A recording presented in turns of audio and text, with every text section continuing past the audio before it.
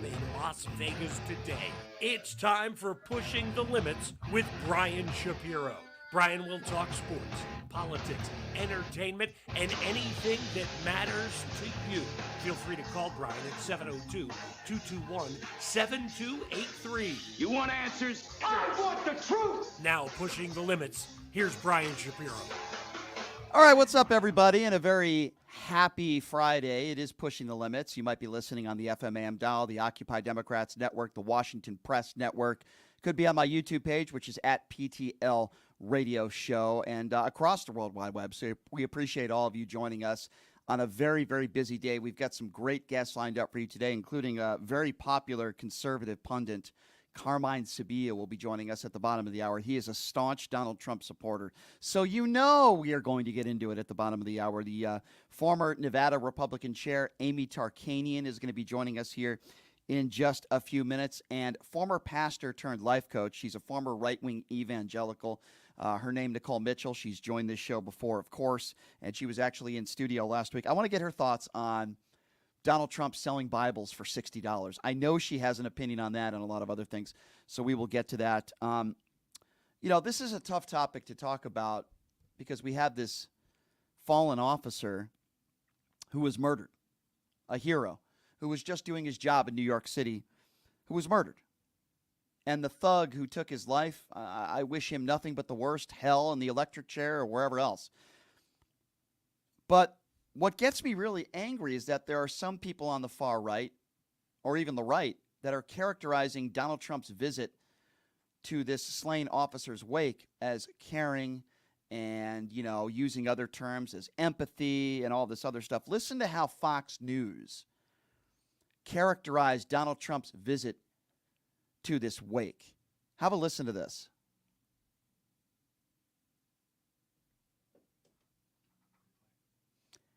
And we have that audio coming for you in a moment. Let's grab that for you again. So this is how Fox News characterized Donald Trump visiting the family of this officer who was killed at the wake. He was moved by the invitation to join Diller's family and colleagues. On Truth Social, Trump offered his heartfelt prayers and said the suspect should never have been let back out on the streets. He was moved. Well, here's why this is a lie. And here is why, there are people on the far right that'll believe anything they say on Fox News. But the truth of the matter is that hundreds of officers were killed under the Trump administration. Some of those officers, sadly, were murdered in the same way this officer was murdered, gunfight. Not only did Donald Trump not attend any of those wakes, funerals, he also didn't reach out to any of those families. So why did he do it now? Well, I think it's pretty obvious to anybody that has any common sense at all that isn't biased. The only reason why Donald Trump went to this funeral, went to this wake, is so he could score political points and say, well, why isn't Joe Biden here? Again, let me repeat myself once again so some of my MAGA friends hopefully might understand if I speak very slowly and distinctly. Hundreds of officers were killed under the Trump administration. I don't blame Donald Trump for that. He didn't go to any of those wakes. He didn't reach out to any of those families. Now, all of a sudden, he says he cares. Why? Well, first of all, he doesn't care. He only cares about himself, and he's doing it to score political points. And then he holds a press conference after the wake, which is also abundantly disgusting. And here, listen to Donald Trump talk about respect. And it's happening all too often, and we're just not going to let it happen. We just can't. 21 times arrested, this thug, and the person in the car with him was arrested many times, and they don't learn because they don't respect. They're not given the respect. The police are the greatest people we have. So if Donald Trump wants to talk about respect, and in this case maybe respecting the law or perhaps respecting law enforcement, then why is it that when Donald Trump was describing, again, the January 6th insurrectionists, some of whom beat police officers, bludgeoned police officers with their own batons, he characterized those people as patriots, as heroes, and he also characterized those kinds of people, if I do recall, as hardworking, good Americans. And he said he would pardon them. That's what Donald Trump said. He called them hostages. So if Donald Trump says respect, we need to respect police, well, he doesn't do the same, because those same people who bludgeon police officers he wants to pardon, and he called them hostages. So that's obviously a lie. Donald Trump then goes on, and the guy that's facing 91 felony counts himself is now talking about law and order. Folks, you cannot make this stuff up. Here it is. Donald Trump, as far as we can tell, has just been trying to win a third championship at his own golf course. Going back to Law and Order, that was actually that was the wrong clip that we played. So that was the clip of Joe Biden at a fundraiser with Barack Obama. The clip that I'm looking for is the clip when Donald Trump is talking about law and order. Here it is. And it's happening all too often, and we're just not going to let it happen. We just can't. 21 times arrested, this thug, and the person in the car with him was arrested many times. And they don't learn because they don't respect. They're not given the respect. The police are the greatest people we have. Yeah, the greatest people we have. Absolutely ridiculous. And his statements are ridiculous. I agree, greatest people we have, police officers. But it really is amazing to me that he could use somebody's wake, in this case a slain officer, for political gain. Here's what we're going to do. We're going to take a quick break, and when we come back, we are going to be joined by the former Republican chair in the great state of Nevada, Amy Tarkanian. We'll take a quick break. We'll be back right after this. You're listening to Pushing the Limits right here on KSHP. My name is Hunter Kane, and I'm talking with you for a call to action for our veterans in Clark County. Who is Hunter Kane? Well, I'm a decorated combat veteran, veteran community leader, and candidate for Clark County Commission. Do you know no veteran has served on the commission in nearly 30 years, which is why our veteran homelessness, unemployment, and suicide rates are out of control. So here's the call to action. June 11th, vote veteran, vote Kane for Clark County. Let's rally behind someone who's been in the trenches, who knows the sacrifices, and who's committed to making a real difference. Join the campaign by searching Elect Hunter Kane on social media, or go to www.electhunterkane.com. Did you know that 99% of air conditioning issues start with airflow issues? Well, guess what? Pioneer Air has your back. They've been operating for 20 years in the industry within the Las Vegas area, large enough to handle all your air conditioning and heating needs, but small enough to know your first name. Pioneer Air focuses on preventative care, much like wellness checks for humans. They believe in wellness checks for air conditioning and heating systems to extend the life of the system you own. So what are you waiting for? Schedule your wellness check with Pioneer Air today. The number to call is 702-831-4840. Here's the best news. Mention this ad and you'll receive 10% off. Call Pioneer Air today. 702-831-4840. That number again, 702-831-4840. Voters want safe gun reform, ban military assault weapons, including AR-15s, have universal background checks, and red flag laws. I am Eva Chase, a candidate for Nevada State Assembly District 16, U.S. Air Force veteran, college graduate, progressive independent candidate, fully transitioned transgender woman, former lieutenant governor candidate for Nevada in 2022, where I received 7,212 votes in the Democratic primary. Follow me on Facebook, X, Instagram, TikTok. Donate to my campaign bot fun account and stay progressive. Who would have thought there'd be so many kids playing ice hockey in the desert? Jake Helb's Hockey Foundation and the Las Vegas Ice Warriors, founded by Gina Yusufzai 8 years ago, made it possible for families who can't afford the equipment and fees. Donate today at www.hockeyforkids.org and help us continue making a difference. Join us in supporting Jake Helb's Hockey Foundation and the Las Vegas Ice Warriors, where every kid gets a shot at the starting line. Just a reminder, our website is www.hockeyforkids.org.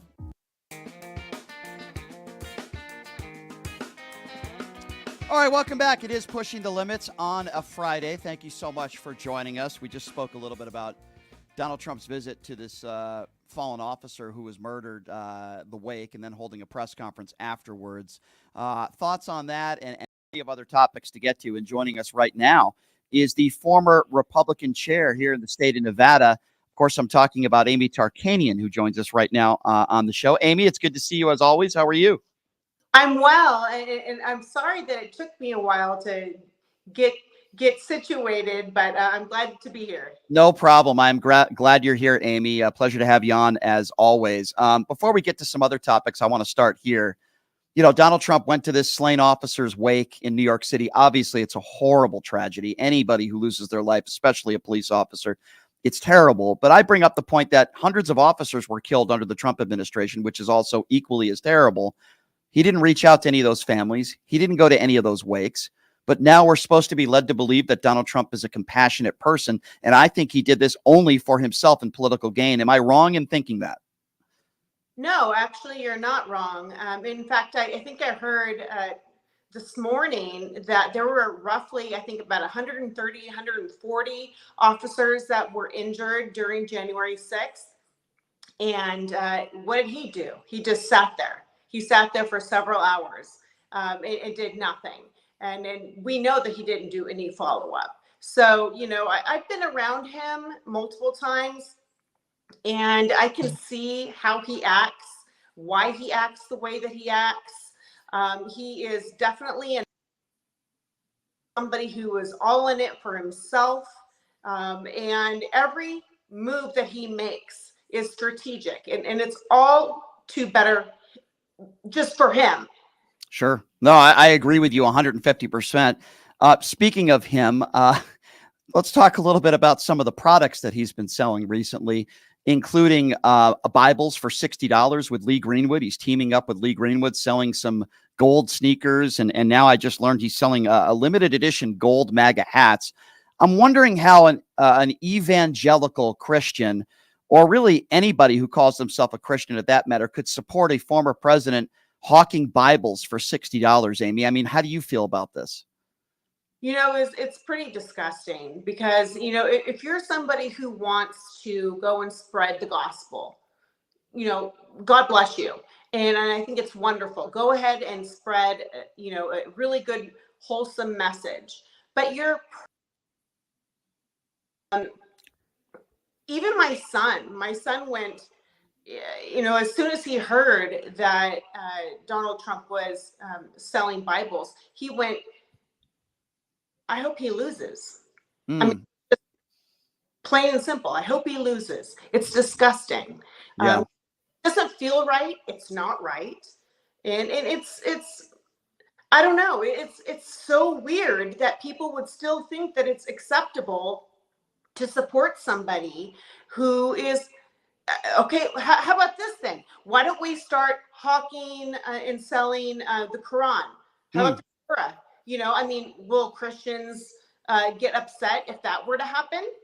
Yeah, that's a good point. And I made that point yesterday. It's almost like he literally is trying to offend every religion. We remember that the statements he made last week about people of the Jewish faith. He said, if you vote Democratic or if you don't vote for me, then you must hate your own religion and you must not support Israel, which is obviously absurd. By the way, 70% of people of the Jewish faith in this country vote Democratic. So that's not a great way to get their vote. I mean, what do you make of those comments? Well, I think they're gross. I mean, the fact that, you know, he even has already said that, you know, there's no room for Romney Republicans, you know, and I guess I would be in that field because I'm a moderate. Mm-hmm. And so, you know, I've been removed technically from the Nevada Republican Party. Yeah. And I know you have. And so, yeah. Sorry, you cut out a little bit there, Amy. Go right ahead. Oh, sorry. I think it's absurd and it's disgusting. How do you plan on winning? How is that a winning strategy if you're going to cut people out? Yeah, no, I agree. I agree with you 100%. And Charlie Kirk said you're not really a Christian if you vote Democrat. I mean, it's completely and totally absurd. And, you know, speaking of absurd, and I don't know what your thoughts are on this because I know Geraldo Rivera would probably disagree with me on this, but you've made a lot of appearances on MSNBC over the years, including when Chris Matthews was over there. I mean, you still make plenty of appearances on MSNBC. So I want to get your thoughts on this. The whole Ronna McDaniel situation, right? I mean, in my personal opinion, you want to get the other side. I do it every day. But when you decide to pay somebody to be a contributor, somebody who can, election denialism really helped put Donald Trump in the forefront when she said that, the election was stolen. She's an election denier, and I don't care what she says now, because in my opinion, she has no credibility. Even if you disagree with somebody, don't news outlets want to hire somebody with any level of credibility? I thought they made a very big mistake in hiring Ronna McDaniel to begin with, and now, of course, letting her go, which I do think was the right decision. What do you make of this? Okay, so this is kind of a large question. So I've been a part of the national and international network, and the pendulum swings depending on the way that they want the conversations to go. And so right now, I am no longer allowed on Newsmax. Why? Because I don't support Donald Trump. I'm not a purist. And I've also come out very heavily against Kevin McCarthy. They didn't like that. So I've also been put on MSN with MSNBC, but now I'm being brought back into the fold. So I think it really just depends on where the conversation is going at the time. But I will say that I think the hiring of Ronna McDaniel was a huge mistake because of everything that you just listed. Now, you see people like Sean Spicer, you've got Jen Psaki, but did either one of those individuals lie and actually try to cover up scenarios? No, they just did their job. And so I think it's unfair to actually compare, because I hear people compare them. Yeah. Compare them because we're talking about a scenario where you had the president actually sit there idle for several hours while people were, causing chaos and turmoil. And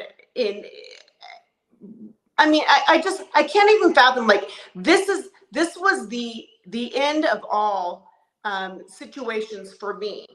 Yeah. No, I understand, but you've never, Amy, you've never made any of the statements that Ronna McDaniel would make today. For example, she says, I quote, took one for the team, when basically what that means is I lied on purpose for Donald Trump. Now, I get it. You don't have to say nice things about Democrats. You don't have to praise Joe Biden. I get all that. At the same time, does that mean you have to lie for Donald Trump and attack our democracy, which is exactly what Ronna McDaniel did? And not only that, but changing or switching around her last name a little bit because Donald Trump didn't want Romney in her name. I mean, she sold her soul, just like so many others within the Republican Party do today. And yet we have a network, that MSNBC, that wants to pay her to be a contributor. And you have Geraldo Rivera, who, by the way, sometimes I agree with on certain issues, completely disagree with him on this issue for whatever reason. Yeah, no, and I agree with you on that. I found it to be, I don't even know what the word is. I was actually shocked that they hired her in the first place. Mm-hmm. Because of everything that is connected. You can sit there and say, oh, well, I'm not a fan of Anthony Scaramucci. Okay, right. Do what you just said. Right.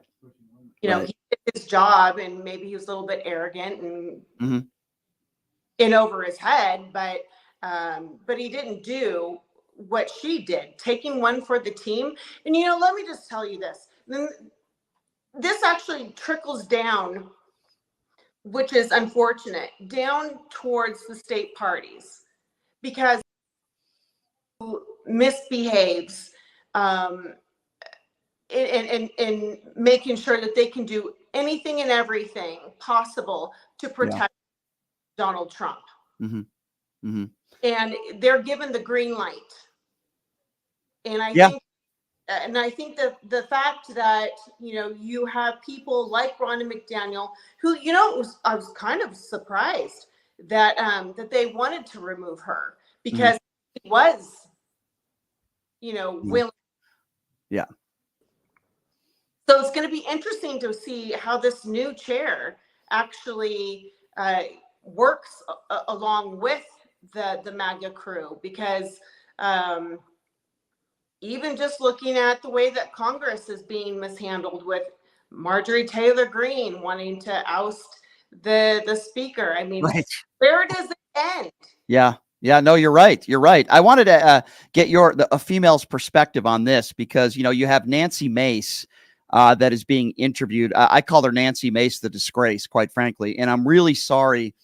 And my heart goes out to her for what happened to her when allegedly she was sexually assaulted when she was a teenager. That's terrible. I would never wish that upon anybody. But George Stephanopoulos asked her what I believe I would ask her the same question. And it's not because I'm trying to shame her.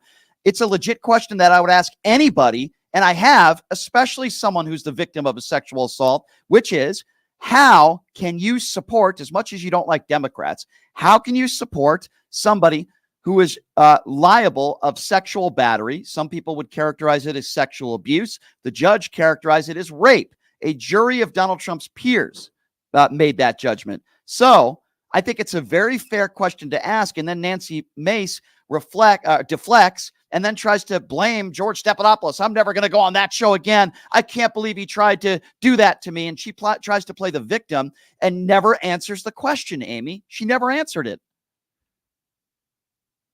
Appointment, because I'll tell you too, it's probably more common than not that women have been sexually assaulted at some point in their lives. And so she really could have taken that into another direction, and she really missed the boat, I think. She instead of just trying to make it all about her, he wasn't found guilty, but here is a problem. Here is, she could have had a Me Too situation, right? Right. And said how it's so prevalent. Yep. And she just totally missed it, and she made it all about herself. And then she decided to go on X, on Twitter, and I don't know how many tweets she posted about it. She's campaigning about it. She's raising money off of it for being an idiot. I mean, I'm sorry. I don't know what else to say. I'm sorry that she was the victim of a sexual assault. That's terrible.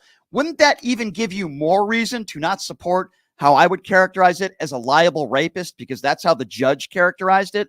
I mean, wouldn't that give you more reason not to support a man like this, who's cheated on every wife he's ever had, who had unprotected sex with a porn star after he married Melania a few months after her she had Barron? Wouldn't that give people more reason to do so? I don't understand these people and where their moral compass is, Amy, regardless of whether they hate Democrats or they're a lifelong Republican. I get all that. If they don't want to vote for Joe Biden, fine. I'll disagree with them, but that's fine. I'll have a little bit more respect for that than somebody that supports Donald Trump and they call themselves a good Christian. Like, that's the part that I cannot comprehend that from a moral standpoint.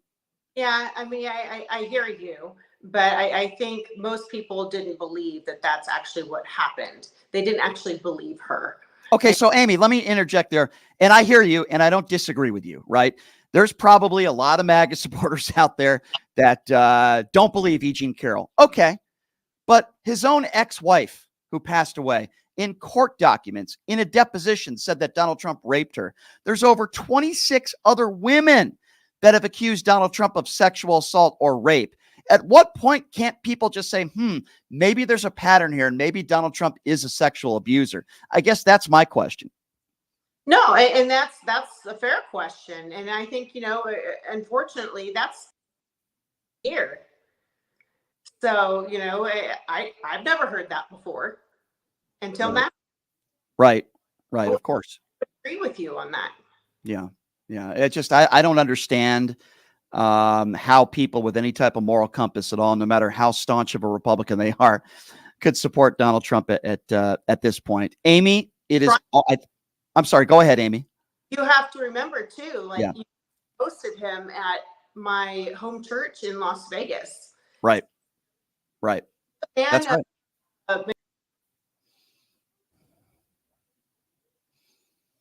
I think Amy, you're kind of going in and out a little bit there, unfortunately.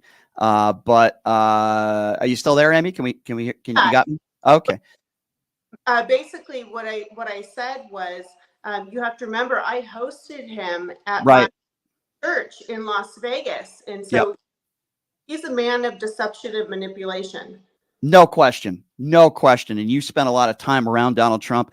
I'm glad you're on the right side of history, and I appreciate you, Amy, and I will certainly always defend you when it comes to that. It certainly takes some courage these days as a Republican to speak out, and you're certainly one of those people, not just on a local level, but in my opinion, on a national level as well. We need more good Republicans out there like you.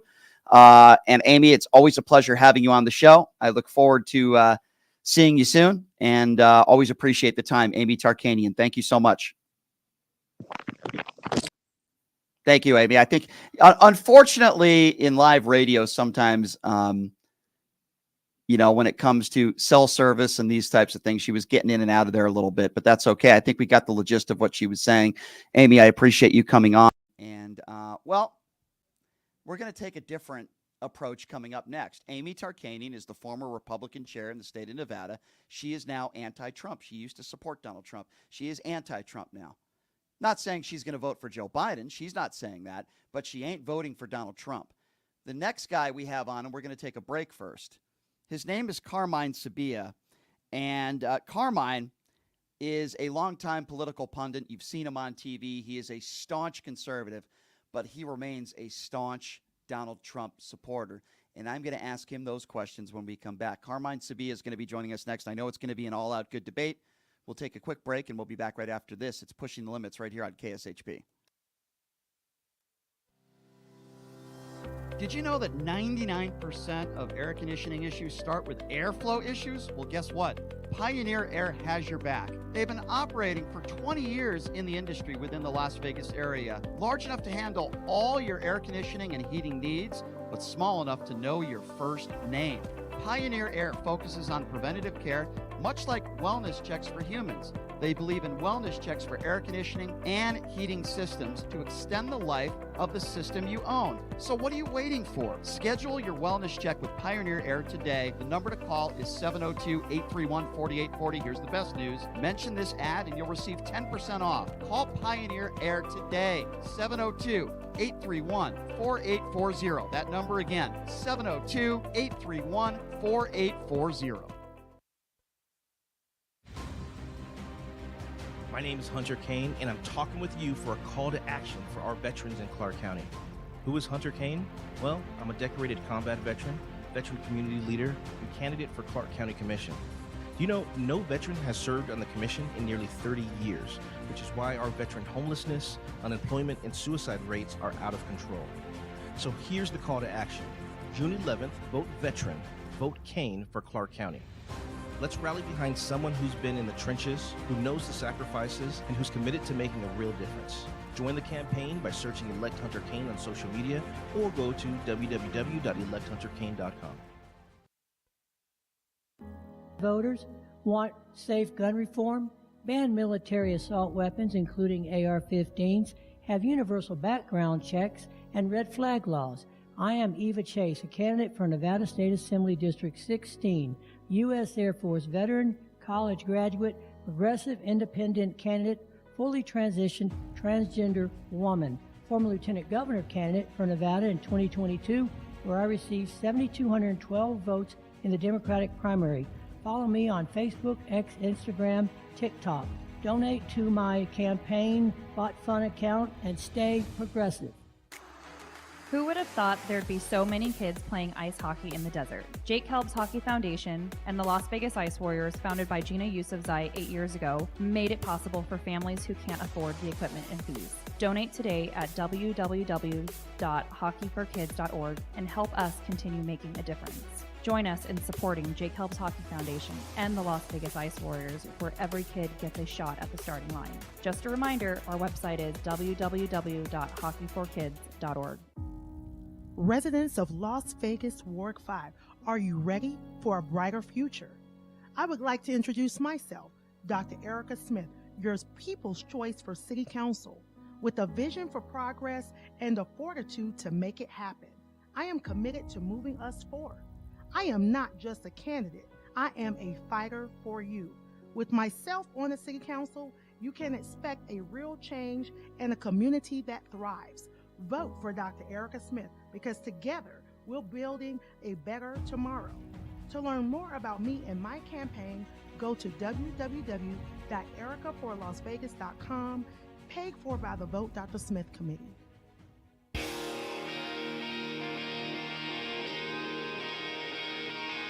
All right, welcome back. It is Pushing the Limits, one of the fastest growing shows in the country, man. I got to tell you, I'm really appreciative of all the people that tuning in on all of the platforms. It could be the Occupy Democrats Network, the Washington Press Network. You could be listening on the FM AM dial, YouTube, TikTok. Very fast-growing show, and very appreciative to everybody joining us. We ask that you click on $5 subscribe button on Occupy Democrats. Cup of coffee, you get extra content from me, and, of course, my YouTube page, which is at PTL Radio Show. We just had the former Nevada chair of the Republican Party, Amy Tarkanian, on. She is no longer a Trump supporter. She's seen the light, ladies and gentlemen. But there are plenty of Republicans out there that are standing by their guy, as I like to call him, Cheeto Jesus, you know. But the guy joining us right now on the line, we've had some really good conversations and really good debates. His name is Carmine Sabia, and he is a staunch conservative and a very popular political pundit, and he joins us right now. Carmine, I appreciate you being here, my friend. How are you? Oh, thank you for having me, brother. How are you doing? I'm doing all right, my friend. Always appreciate it when you take the time to come on. It's been a little while. Let me start with this. I have to get your thoughts on this. Something lighthearted before we get into some more serious topics. What do you make of Donald Trump teaming up with Lee Greenwood and selling Bibles that just about anybody in this country that can get for free for $60? I'm just wondering what went through your mind when you first heard this story. I prayed that it was fake. You have to, right? You have to laugh. I mean, that's the truth. I prayed that it was a lie. And then I spoke out against it on Twitter, on X. Mm-hmm. And so one thing a lot of people have been following me have been saying this week is, oh, wow, here's the one conservative that, like, actually says something when he thinks something's wrong. Right. And right. I will do that. I was like, I don't care. I support Donald Trump. I'm going to vote for Donald Trump. But to me, that's blasphemous. That's my opinion. Yeah. It is. And I want to ask you this, since on the topic of religion, being Jewish, like, what do you make of Donald Trump last week saying that if you're Jewish and you vote Democrat, you must hate your religion and you don't support Israel? 70% of Jews in this country vote Democrat. They're Democrats. I mean, you couldn't have liked that comment either, I would assume. I understood where he was coming from. I was not a fan of the comment. Yeah. I understood what he was saying, which is that there's a much larger contingent in the Democrat Party that does not support Israel. And so it sometimes makes me scratch my head as to why so many American Jews do support the Democrats when the Democrats don't really seem to be on the Israel bandwagon as we are. I think much more Republicans, we tend to be more vocally supportive of the great state of Israel because that's our ally. Sure. And,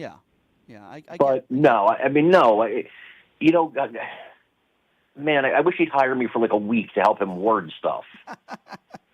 That would be great. Like if I could just word stuff or like, let me talk, Yeah, well, I don't think he's capable. Carmine, I don't think he's capable of listening to anybody. Clearly, he doesn't listen to his attorneys. He certainly doesn't listen to his staff that told him for over and over again that he lost the election. He didn't listen to his staff on January 6th that begged him to put out a video ASAP and make statements calling for the end of the violence on January 6th. I think you know as well as I know that Donald Trump is not capable of listening to anybody except for himself. I think that's probably correct. I think that cake is pretty baked. I don't like to talk about the election. I don't think it was stolen. I do think there was much too much mail-in voting, but it was a pandemic, and right. So you're rare. I also don't believe I'm not a big fan of early voting and all that either. So I understand, but you're rare when it comes to I always say there's two different types of Trump supporters, right? There's the Trump supporter who might be a little bit selfish and they want more money in their pocket if they're wealthy and they know he's a piece of garbage. And then there's the other Trump supporters that are uneducated, the Marjorie Taylor Greene types. But I think you fall in the middle. I mean, you're somebody that admits, which I appreciate, by the way, that the 2020 election was not stolen. You know that Donald Trump says horrible things and he's probably not the purest of individuals, but yet you're still supporting him. And you're supporting him, I would imagine, and we've talked about this before, because of policy disagreements with the Biden administration. Is that a fair characterization? it's very fair. It's very accurate. Yeah. It's just I'm a Republican. I'm dyed in the wool. Right. I mean, to get me to not vote Republican would be a massive undertaking. Okay, but let me ask you this. What would stop you from saying, you know what, I'm not going to vote for Joe Biden. I'm a staunch Republican. However, I can't see myself voting for Donald Trump either. Like, is there anything that would be able to that could get you to that point? I mean, what does this guy have to say, Carmine, for you to say, geez, I really can't support him? There probably is. I don't know what it is, but there's a way to do anything, right? But for me, again, it's hard. It's just hard because I'm a Republican at the end of the day, and I want Republican policies, so I would vote for, I don't know, a T-shirt if it was Republican, so it's the way it is. I tell you what, if he was like, so if you want to know, what would it take? If he said something like the N-word, that would be a deal breaker. What if he said something like, I don't want black people counting my money in my casinos, I want Jews? Would that do it for you? Prove he said it. Well, he didn't deny it in Playboy magazine. He certainly didn't deny it, and then he attacked the person who heard him say that, claimed he heard him say it, and he never denied making the statement. He's made plenty of incendiary comments about minorities. He's been sued thousands of times, civil lawsuits, way before he got into political office. And again, I know he's not, he might not be who his father is, but his father was arrested at a Klan rally. I mean, he has a history. In my personal opinion, when you say the things he said about John McCain, to me that was enough for I would say I'm shocked anybody to say, wow, that guy can't be the leader of the free world. He just attacked a guy for being a POW. Let me ask you a question. That's a very sore subject for me because I love John McCain. Right, as do I. As do I. I respect his service. He was a hero. He's a wonderful man, and I have a lot of respect for his wife. I'm not a big fan of his daughter, but that's another topic. I love Megan, but okay. Fair enough. So speaking of heroes, Carmine, let's talk about this police officer. Horrible story. Murdered, slain in New York City. I think we both could agree. Our heart goes out to the families. This is horrible. I wish this never happened in this country. Tell me if you disagree with me here. So Donald Trump decides to go to the wake. I don't care whether the widow invited him or not. To me, that's academic. Hundreds of officers were killed, sadly, under the Trump administration. Some very similar to this officer, the way he was murdered. Trump didn't go to any of those wakes, and he didn't reach out to any of those families. There's no evidence provided that he ever did any of that stuff. But now all of a sudden we're supposed to be led to believe by the right that all of a sudden he cares about police officers when he characterized those who attacked police officers and bludgeoned cops on January 6th. He referred to those people who are still in prison as patriots. He also called them hostages.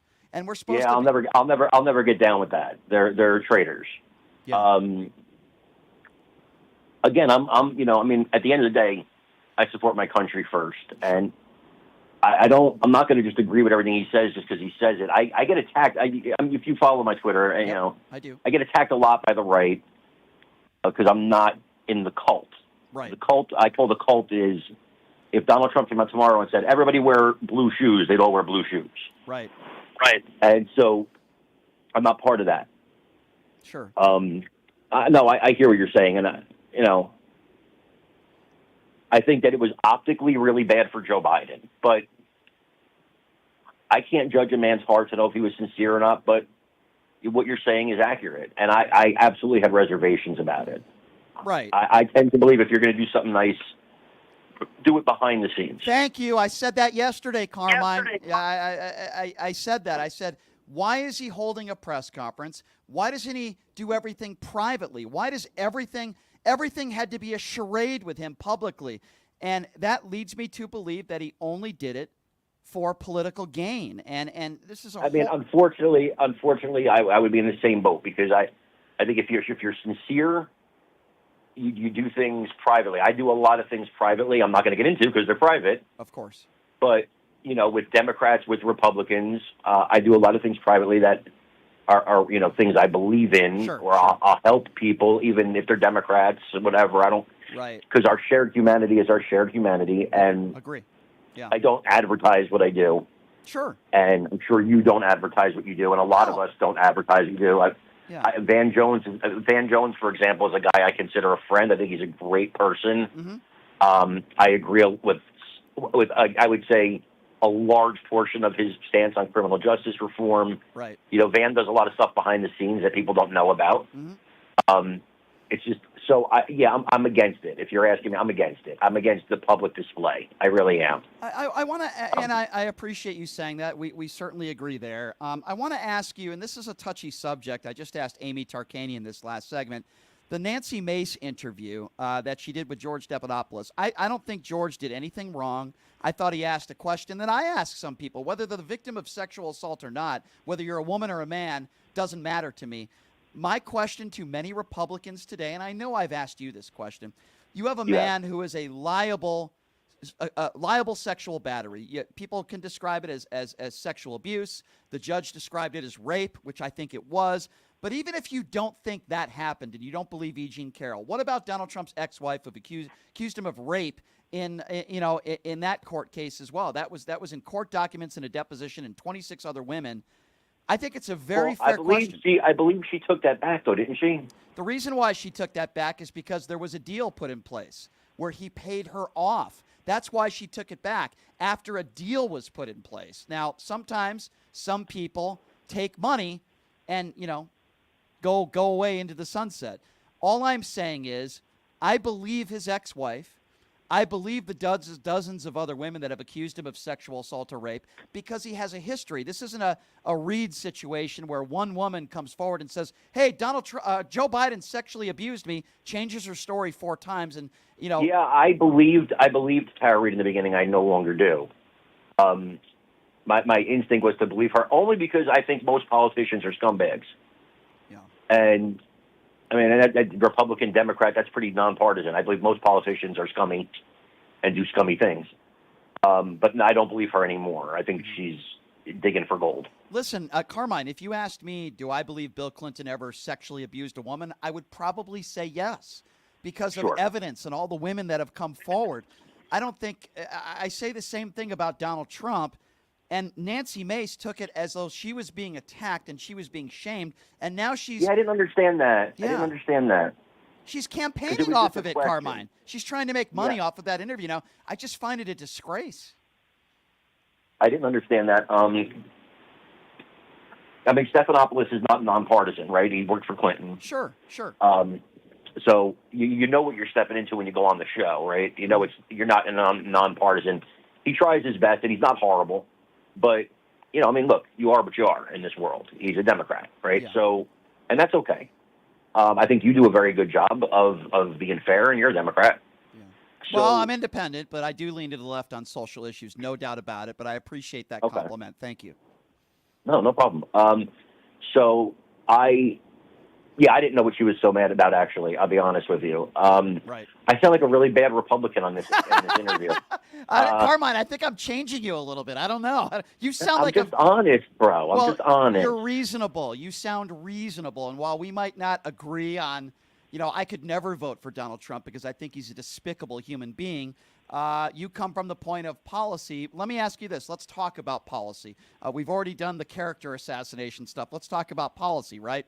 So I look at Joe Biden, and he's not perfect, right? No doubt about it. He's too old for me. I wish he was younger. We need somebody younger in office. He's not my first, second, or third prize, yada, yada, yada. In 2020, it was an anti-Donald Trump vote. I'll be doing the same thing this year.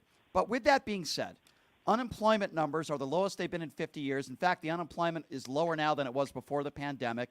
NASDAQ is way up. Gas prices have been plummeting, maybe not as low as some people would like. Inflation is down to close to 3%. But it's still rising. It's still rising. That's important to note. Yes, it is. But at the same time, when you look at all the countries that we compare ourselves to, we're doing much better than them. And look at the economy that Donald Trump left Joe Biden. Look at the economy that Barack Obama left Donald Trump. Like, I don't understand it when people make the claim, oh, Donald Trump, the country was so great. First of all, I'm not blaming Donald Trump for COVID, but if we're going to play that game of blaming Joe Biden for this war and blaming Joe Biden for this bridge collapse, I know you're not doing that, but there are some that are, then shouldn't we blame Donald They're blaming Joe Biden for the bridge? Yes, there are people out there. Bartoloma on Fox News tried to correlate illegal immigration and the open borders to the bridge collapse. There was a reporter that was on Steve Bannon's show yesterday, not the most credible person, that was trying to blame DEI. I mean, the conspiracy theories are. I don't know. Have you seen my Twitter feed this week? I have, and I know you're not for any of those conspiracy theories, and I appreciate you. I went nuts on the DEI thing with the Baltimore mayor. That was disgusting. Purely, I want to say that here. Just, I've said it. Obviously, my tweet kind of went viral. Which I didn't anticipate. I was just hitting back. Right. Right. But when you call a mayor a DEI hire, here's what you're actually saying. You're actually saying the N-word. Right. Because even 1 centimeter of common sense tells you a mayor is elected. So who did the DEI hiring? The people? Baltimore's a majority black city. So if it was a DEI hire, we'd have a white woman as the mayor of Baltimore. Yeah, and a Republican. I'm glad you spoke out about that because that was so despicable. And then I saw a lot of right wing accounts. I really sound like a horrible Republican right now, and I'm not. I am really a true conservative, but I don't like racism, and I don't like liars, and I don't like BS. So another thing I saw was that they said, "Oh, did you see this?" He said his job is to make white people uncomfortable. It's not what he said. I saw the clip. Right. He said he wanted to make racists uncomfortable. I'm fine with making racists uncomfortable. I support that. Mm-hmm. So, but they're trying to make this guy a bad guy. His city just suffered a catastrophe. Right. And they're desperately trying to put an anvil around this guy's neck and say, well, the first thing I thought when I saw him the day it happened, I said, that's the mayor?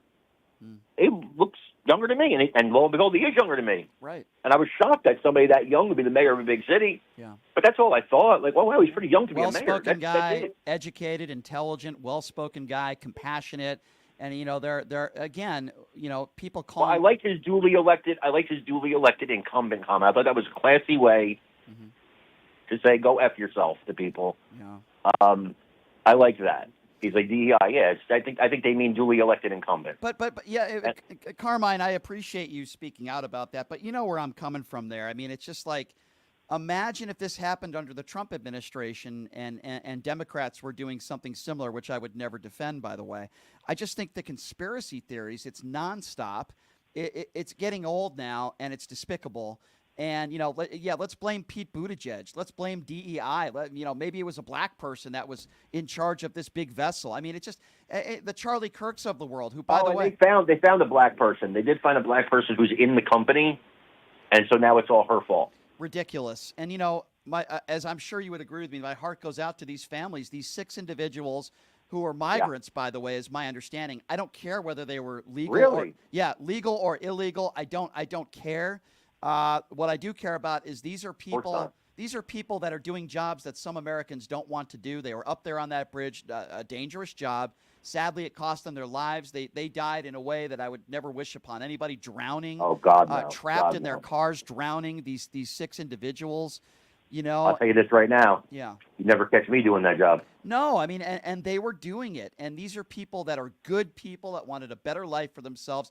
And listen, I get it. Hardworking. Absolutely, Carmine. And listen, I get it. We do have a crisis at the border. I'm with you. I'm with Republicans when they make that statement. What I don't like is only putting it on Joe Biden. Has Joe Biden did a great job in dealing with the border? No. Do I wish this bipartisan bill was put forth a couple years ago? Yes, but I think it would have had the same outcome. The point I try to make is, what are Republicans doing to try to solve the problem? We had Lankford and other MAGA Republicans that sat at the table. They put a bill together. It's not perfect. Both sides weren't 100% on board with it, but it was something. It would have been a start. And Donald Trump picks up the phone and he tells House Republicans, don't sign off on this bill unless it's perfect. We know no bill is perfect. And the only reason why Donald Trump did that is for himself, because he didn't want to make Joe Biden look good. I have a serious problem with that. I don't know if you do. Well, I wasn't a fan of the bill.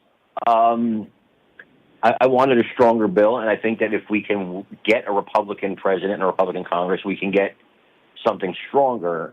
So I'm actually in favor of not passing that bill. I was in favor of not passing it, not for the same reasons. But, of course, I don't believe in the sincerity of Joe Biden wanting to fix the border because it took 3 years. Suddenly, when it's the number one issue in the polls, he cares about the border. So I think that's hogwash. That's BS, right? Call a spade a spade. He doesn't give a damn about the border. He gives a damn about his poll numbers. But there are things that are, I think, disingenuous about everybody in this. Like, let's pretend that, people started getting murdered by illegal aliens only when Biden became president. Correct. Right. That's absurd. Right. Of course. It's silly. Right. So that's obviously ridiculous. But we pretend, and I don't like that. Can I ask you about that, Carmine? What do you think Republicans would say if AOC walked into the State of the Union when Trump was president? Because we do know there were young people. I remember a young woman who was killed by an undocumented immigrant under the Trump administration. I didn't see any Democrats walking in there with shirts that said, say her name. What do you think Republicans would say? They would say they're politicizing a terrible tragedy. That's exactly what Marjorie Taylor Greene did. Yeah, I didn't like that. I did feel that. If it was my daughter, I would be furious. Yeah. That you're politicizing the death of my child. Yeah. And that would bother me. I did say, say her name. I did want Biden to say her name. I wouldn't have done that in the State of the Union.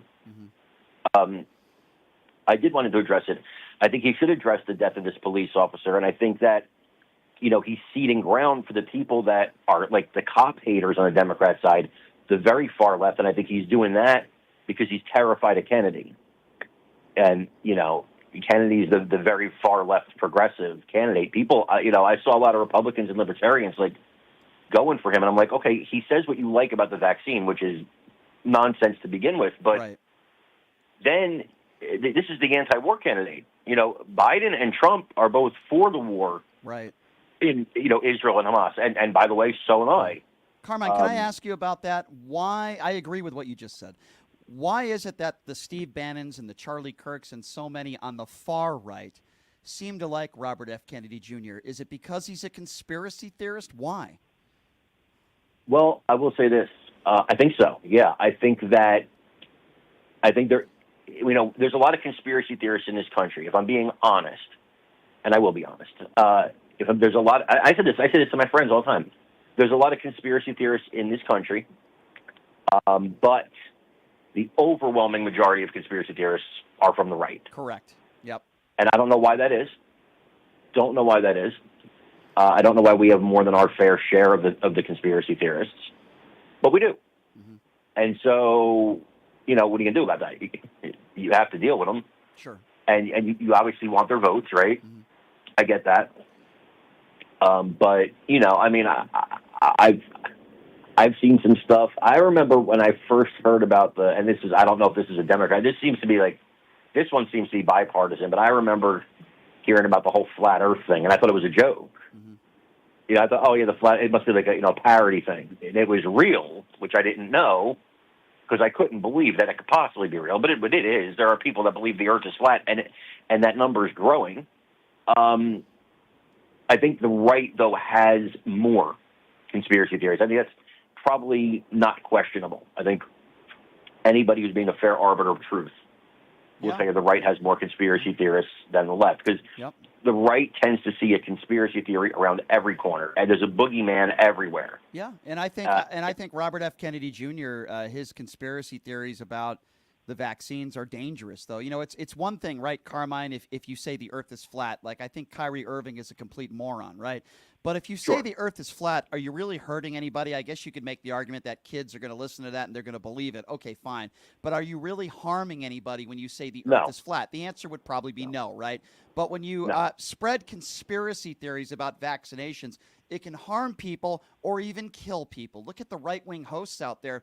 A half dozen of them died during COVID. They were anti-vaccine. They spread the rhetoric, and I would imagine it probably killed other people. So if you're going to be a conspiracy theorist about something or say the earth is flat, fine. I'm not going to go after you. But if it can harm people, I will. And I think there's too many people on the right that have harmed people. I'm not saying people on the left haven't politicized COVID either. Well, I'll tell you what. Yeah. You want to see me get attacked. You should have saw me get attacked during COVID. Mm-hmm. When I was telling people get vaccinated. Holy smoke, was I getting attacked by my side. Why? Why? Why? I don't understand. I don't know. I don't know why the vaccine became a political thing. That was weird to me. I'd be like, if Biden, if the Biden administration found the cure for cancer, you're like, no, I'm going to take cancer because the Democrats are anti-cancer. Yeah. That was, to me, silly. But I thought that the politicians on the right especially, but also on the left, did a really poor job of not making it partisan. When Biden and Harris were talking about, well, I don't know if I take the vaccine while Trump is president, I thought that did damage. Well, hold on a second, though. The vice president said she wouldn't listen to anything that Donald Trump said when it came to vaccinations. She said she wanted to listen to healthcare professionals or people like Dr. Fauci who worked in Donald Trump's administration. So she didn't really say, I'm not going to take the vaccine when Donald Trump is president. It was more of, I'm not going to get my medical advice from Donald Trump. But she did take the advice from the Dr. Fauci's and the Dr. Birx's, just to be fair. And also, to be fair, Donald Trump never said to inject or drink bleach. No, but he did bring up disinfectant and nonsense during a COVID press conference, which he should have never said. And then the next day he lied about it, and his supporters said, oh, he was just joking. Number one, we all know he wasn't joking. And number two, he sounded like a complete imbecile. You have to admit it. A complete imbecile. Listen, I'll never forget that day because I just hung my head and said, oh, God. So, I'm not going to lie. But listen, he's not perfect, but he's my guy. He's my guy because there's no other person. I'm going to support, I said in the beginning, I'm going to support the Republican nominee, whoever it is. How could there not be another person? How could could Donald Trump be the face of your party, Carmine? How is this possible? I mean, he won. He won. Well, in 2016, yes. But, I mean, he won the primary. Well, yeah. I mean, he lost the popular vote in 2016. He lost the popular vote horribly in 2020. He lost the House. He lost the Senate. I think there's too many reasonable listen, you sound like a reasonable guy. I don't know if I can have you on the show ever again. But no, in all seriousness, there are a lot of reasonable Republicans out there. And even though you still support Trump, there are a lot of people out there that are not going to. I'm not saying they're going to support Joe Biden, and I'm not saying they're going to support Robert F. Kennedy Jr. There's a lot of Republicans out there, the Murkowskis of the world, staunch Republicans who, I mean, people can call her a moderate, but she's leaving the party. We know that Ken Buck. And, there are people that are tired of this Trump era of the Republican Party, and slowly but surely, maybe they're not saying it publicly, but I don't think they're going to be voting for Donald Trump. That's my personal opinion. Yeah, I mean, look, I think a lot of these guys, I call them part of the uniparty, though. Murkowski's definitely a uniparty person, and I don't trust those people at all. Yeah. So, at least Lisa Murkowski has let us down a lot in voting and all kinds of things. So I don't take my Republican advice from Lisa Murkowski. No, listen, I get that. Carmine, I get that, but I have to ask you this. If you don't trust a Murkowski, I understand. You know what I'm going to say next. The guy. Because you want to talk about rigged elections, they absolutely did with that ranked choice voting. That was all designed to keep Lisa Murkowski in the Senate. Perhaps, yeah, perhaps. But all I'm saying is, if we're talking about trust, wouldn't the last guy on the planet that you would trust is the guy who still says he won the 2020 election, the guy who's selling $60 Bibles? I mean, is this the guy that we should trust who dodged the military multiple times? I mean, I get it. It's a policy thing with you, but if your issue is trust, then why you still support this guy? That's the part that I don't understand. Because at the end of the day, Brian, when it came time to keep his promise on the Supreme Court, he went to the Federalist Society, and he did what we wanted him to do. He put 3 hardcore conservatives, and Justices Thomas and Alito, they're not getting younger. And I don't want Joe Biden or Kamala Harris replacing them. He kept his promise there. Court, I give you that. Supreme Court is very important. It's very important. Yeah. More than any other branch of government, I think. The Supreme Court actually makes the most lasting change. Okay, so I hear what you're saying. He kept his promise with the Supreme Court. I think there's a lot of women in this country, including conservatives, that wish he didn't because now they're, with Roe versus Wade being overturned. But that's a different topic. Okay, I'll give you that. But in 2016, as you know, he ran on two things for the most part. We're going to build a wall, and Mexico's going to pay for it. We're going to lock up Hillary Clinton. I'm going to hire a special prosecutor. He never hired a special prosecutor. Hillary Clinton was never even indicted. He built 16% of the wall, and Mexico didn't pay $1 for it. So if we're going to talk about promises, I'll give you that. If you like what he did with the Supreme Court, okay. But he ran on two promises that he never fulfilled.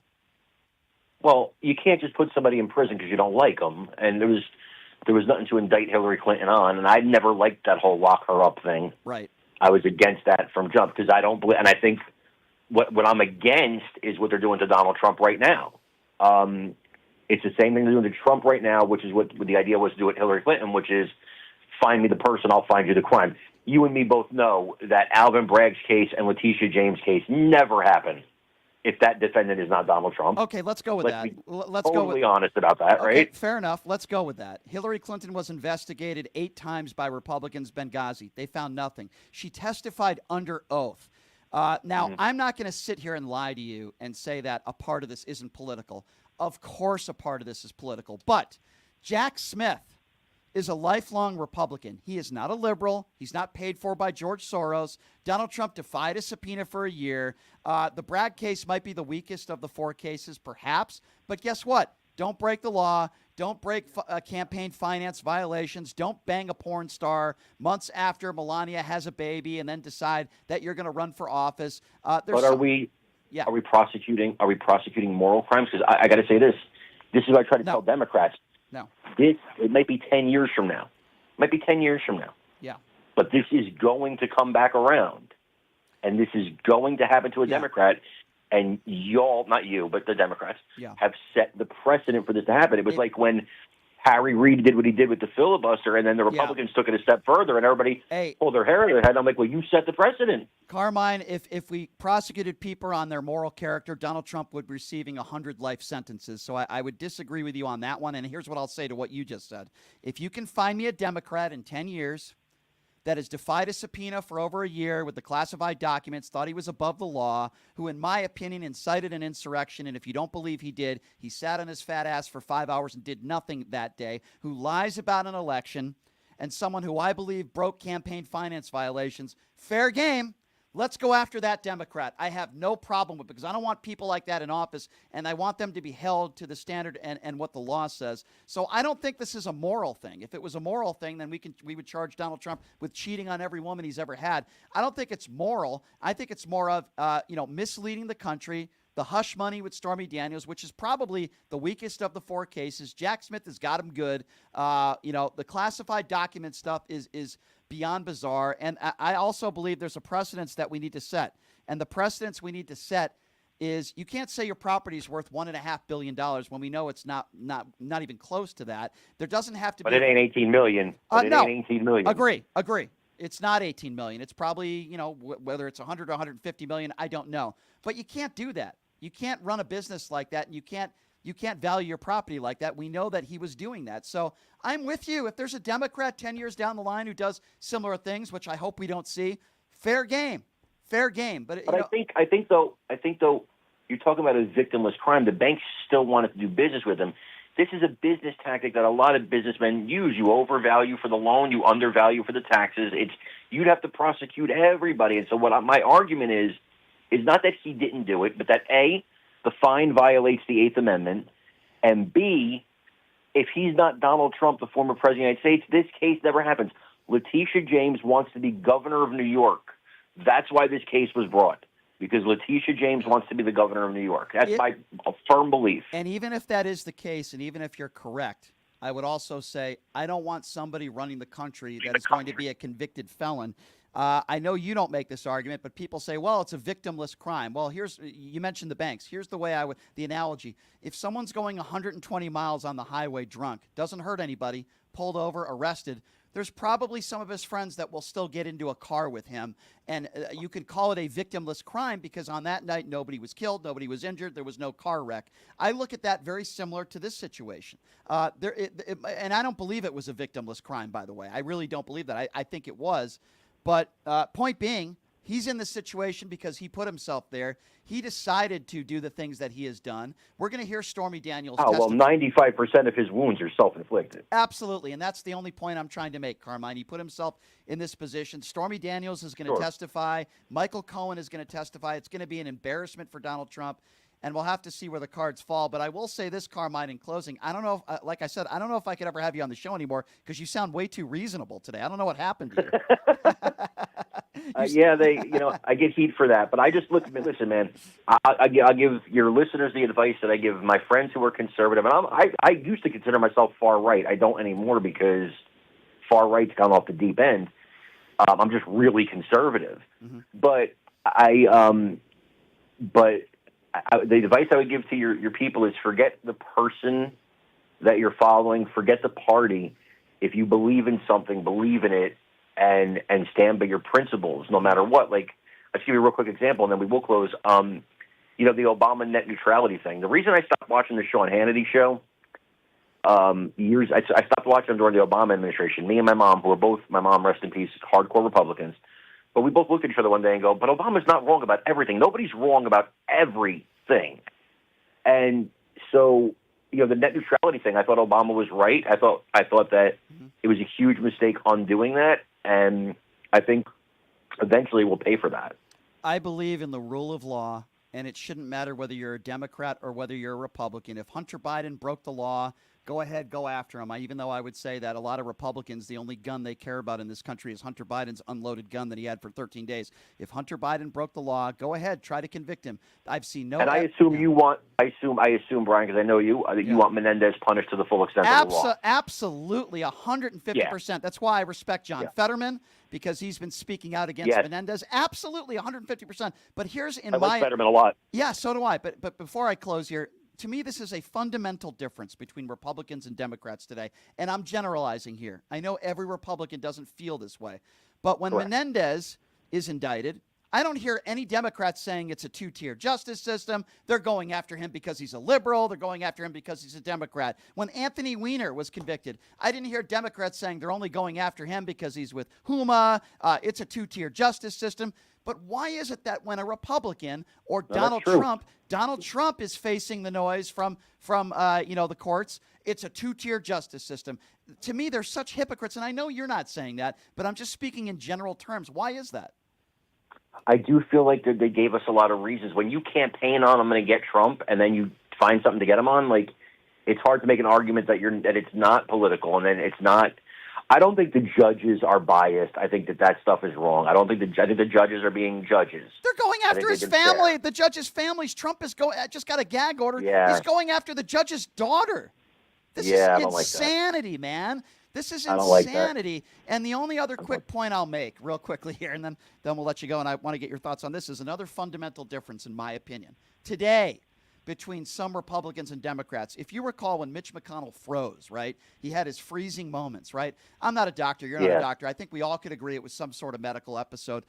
Absolutely. Joe Biden picks up the phone. How are you doing? Is everything okay? He shows empathy. Ocasio-Cortez even, members of the squad, Democrats, thoughts and prayers, Mr. McConnell, we hope you get better. And then when Paul Pelosi is attacked with a hammer and almost killed, Matt Gaetz, that was horrible. Matt Gaetz and Ted Cruz, elected officials are saying it was a gay relationship. They let him in. When Fetterman has a stroke, Matt Gaetz calls him a vegetable. I just think it's a fundamental difference right now between Republicans and Democrats. I'm not a Matt Gaetz fan, so I think he's a flamethrower. I hated the stuff they said about Paul Pelosi. I hated the stuff that they said about Fetterman. I gave my prayers and my good wishes to both of those people. Yeah. Obviously, the gay relationship thing I thought was ridiculous. Sure. The guy was obviously being attacked. He was scared. You could see it in the video. I was horrified watching an elderly man get attacked. My mother got attacked like that. May she rest in peace. with a hammer I'm by so sorry somebody. That's so horrible. I'm Yeah. so sorry to hear that. So, yeah. So I know the horror and the fear, and no, I was horrified by it. I'm so glad he's doing good. Yeah. And I'm so glad Fetterman is recovered. And yeah. I think that it's cruel when you try to mock people and hurt people that have already been hurt. And that's you. So, that's you. And I respect you for saying that. I just wish that more Republicans would take up that same sort of respect for others that are victims of crimes or somebody that has I pray we all get back to that, man. Yeah, I pray we all get I'm back with to a kinder society. I'm with you, Carmen. I've kept you a little long. I appreciate your time. It's I love being here. I love you coming on. It's a great conversation, my friend. I hope you have a wonderful weekend, and we'll catch up with you again soon, Carmine. Thank you so much for your time. Appreciate Thank you, my friend. God bless you. God bless Take you care. as well, Carmine. He did sound a lot more reasonable than I expected today. I'll say that. We always have good conversations. All right. This is the one segment where we are going to be taking phone calls. This is the one segment today where you're going to get a chance to chime in. Your thoughts on my Amy Tarkanian interview, the former Nevada Republican chair who is no longer a Trump supporter. Your thoughts on Carmine Sabia. I kind of pinned him in a corner on multiple occasions. We're going to take your phone calls next. I believe we have 2 phone lines open. Are they full right now? Okay, the phone lines are full right now, but we will take some phone calls. Should we take some phone calls now? Or should we take a break? What do you think? 702-221-7283. And again, the number to call if you'd like to be a part of the conversation. 702-221-7283 is the number to call. Now is your chance to chime in. Your thoughts on Donald Trump speaking at this police officer's wake. Also talking about gold MAGA hats that he's now selling among the Bibles and the gold sneakers. And your thoughts on that interview I just did with Carmine Sabia. So we're going to take a quick break. Before I do that, I want to tell you guys about my good friends at Pioneer Air. They've been around since the 1930s. As you know, you got to check your air conditioning systems on a regular basis, just like an oil change. And the good news is, if you call Pioneer Air right now and you say you listen to the show, you're going to win a 1-year VIP membership. What do you get with that? You get scheduled maintenance, free scheduled maintenance. They come to your house and they check your system for free, no catch. Dedicated hotline, repair discounts, and extended warranties. Call Leo over at Pioneer Air, and they will take care of you. 702-703-6346. And again, that number, 702-703-6346. We are going to take your phone calls on the other side. The phone lines are lighting up, and we want to hear from you. Take a quick break. Be back right after this. It is Pushing the Limits right here on KSHP.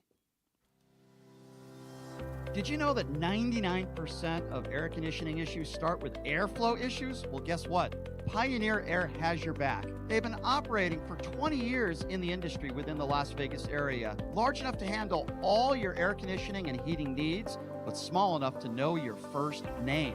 Pioneer Air focuses on preventative care, much like wellness checks for humans. They believe in wellness checks for air conditioning and heating systems to extend the life of the system you own. So what are you waiting for? Schedule your wellness check with Pioneer Air today. The number to call is 702-831-4840. Here's the best news. Mention this ad and you'll receive 10% off. Call Pioneer Air today. 702-831-4840. That number again, 702-831-4840. My name is Hunter Kane, and I'm talking with you for a call to action for our veterans in Clark County. Who is Hunter Kane? Well, I'm a decorated combat veteran, veteran community leader, and candidate for Clark County Commission. Do you know no veteran has served on the commission in nearly 30 years, which is why our veteran homelessness, unemployment, and suicide rates are out of control. So here's the call to action. June 11th, vote veteran, vote Kane for Clark County. Let's rally behind someone who's been in the trenches, who knows the sacrifices, and who's committed to making a real difference. Join the campaign by searching Elect Hunter Kane on social media or go to www.electhunterkane.com. Voters want safe gun reform, ban military assault weapons, including AR-15s, have universal background checks, and red flag laws. I am Eva Chase, a candidate for Nevada State Assembly District 16, U.S. Air Force veteran, college graduate, progressive independent candidate, fully transitioned transgender woman, former lieutenant governor candidate for Nevada in 2022, where I received 7,212 votes in the Democratic primary. Follow me on Facebook, X, Instagram, TikTok.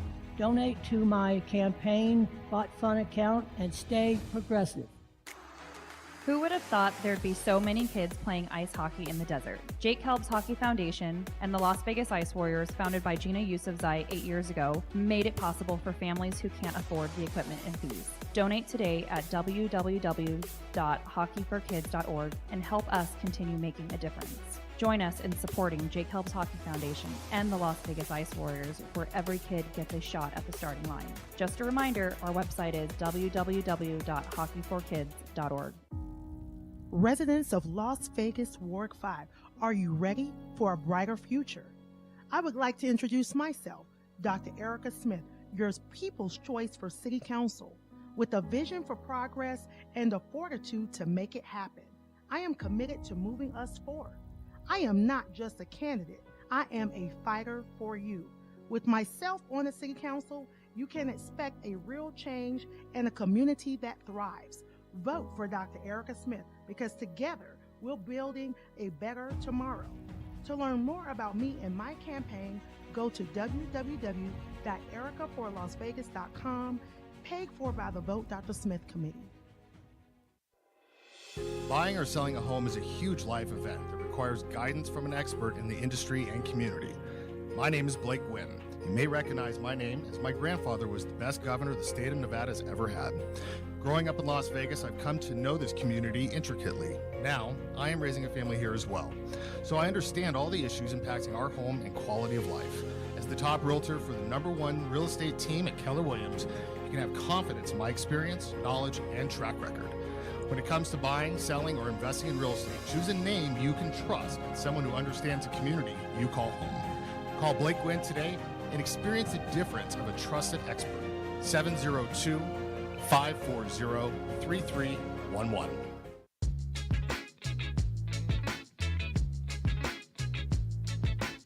All right, welcome back. It is Pushing the Limits on a Friday. Thank you so much for joining us. Robert F. Kennedy Jr. is going to be joining us on the show next week, so we know that is going to be interesting. It is also interesting that Vivek Ramaswamy did do this show, and he and his people promised to come on again, and now they're not responding to me. Interesting. We just had popular conservative pundit Carmine Sabia on the show. Still says he's voting for Trump, but I got him to at least admit some things that are obvious. You know, Donald Trump, he's hawking the Bible for $60. He's selling his stupid gold sneakers, his stupid gold MAGA hats, right?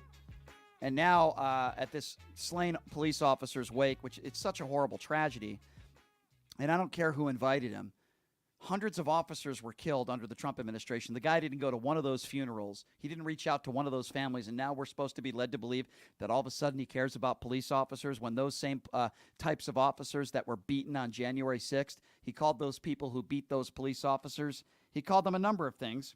He called them hostages. He called them patriots, and he said he would pardon them. But yeah, he really cares about police officers. Give me an effing break. Are you kidding me?